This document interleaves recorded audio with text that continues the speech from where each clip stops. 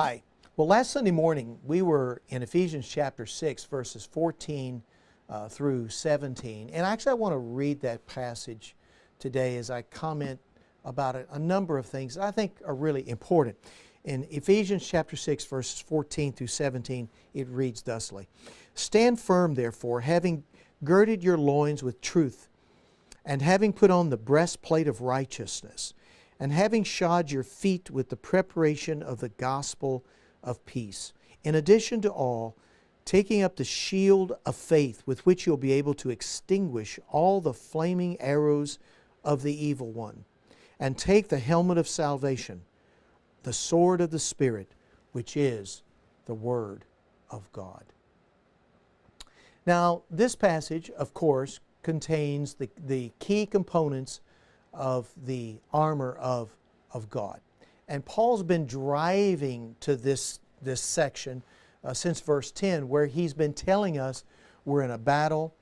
We're not fighting flesh and blood, but we're fighting spiritual entities, rulers of the darkness, world forces of wickedness.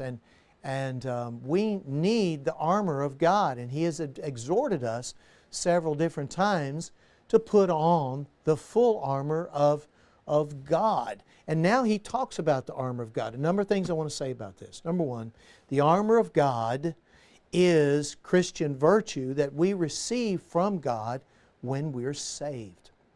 And if you notice all these pieces, whether it's the helmet of salvation, the breastplate of righteousness, the belt of truth, the shield of faith, shoes, being prepared with the gospel that brings us peace, and the sword of the Spirit, all of these things come from God, and they're through the gospel of Jesus Christ.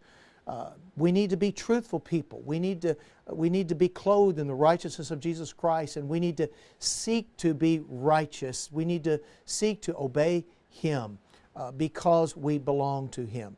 We need to put on the helmet of salvation. We need to remember that we're saved every day, and we need to live like we're saved people. We need to have faith strong to catch the flaming arrows of Satan when he shoots them at us. Faith will protect us.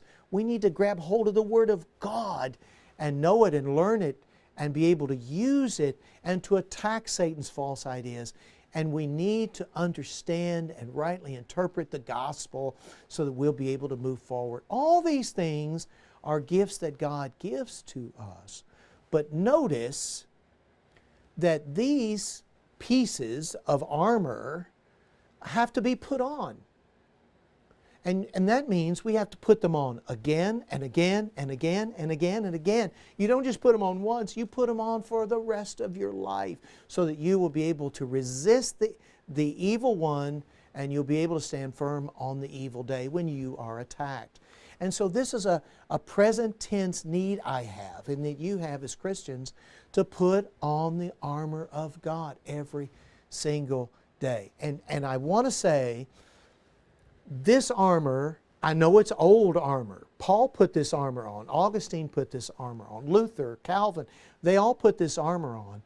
But there's no better armor, and you cannot upgrade this armor. This is the armor we need. We don't need modern solutions. We need biblical solutions. And this is the armor of God that He gives us. And I want to urge us all to put on the armor of God so that we can fight well against the enemy. If you want to hear the whole sermon, you can go to fbcfenton.com. You can access the sermon there. Well, God bless you. We're in a battle. You and I, we are in a battle for our souls. Let's fight well. And if we fall and if we fail, let's get back up. Let's put the armor back on, and let's keep going. God bless you. I'll see you next time on Morning Afterglow.